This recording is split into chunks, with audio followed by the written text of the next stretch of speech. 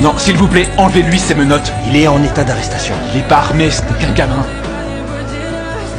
Un garçon noir de 12 ans avait simplement oublié sa clé de maison, mais un policier l'a pris pour quelqu'un de suspect et l'a gravement blessé. Quand ses parents sont arrivés à l'hôpital et ont vu leur fils étendu, faible, le père a complètement perdu son sang-froid. Je vous prie de bien vouloir vous écarter de mon fils de 12 ans. Il n'aurait pas dû vous parler en notre absence. J'oublie souvent ses clés, t'as encore essayé de rentrer par la fenêtre? Oui, cette fois je suis d'abord allé chez les voisins comme tu me l'avais demandé, mais il y avait personne. C'est vous qui avez tiré sur notre fils? Non, madame, on n'était pas sur les lieux. Je cherchais mon téléphone pour t'appeler.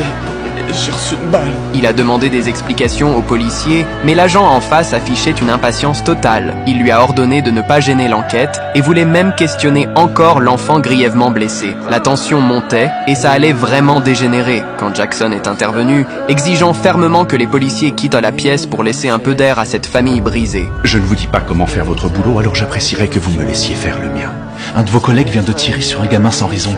Vous ne croyez pas que vous devriez revoir votre façon de faire votre job? Au moment où les policiers allaient répondre, le moniteur s'est mis à sonner brusquement. L'état du garçon a chuté d'un coup. Qu'est-ce qui s'est passé? Une ampoule d'adré. La carotide s'est rompue.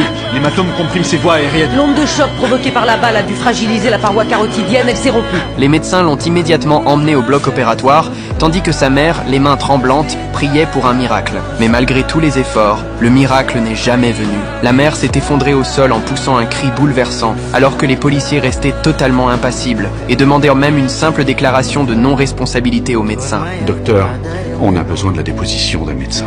Vous voulez que je dise que ce gamin était chez lui quand votre collègue lui a collé une balle? Vous ne pouvez pas tirer sur les gens sous prétexte que vous avez peur. C'est trop facile. Comment je suis censée vivre dans un système comme celui-là?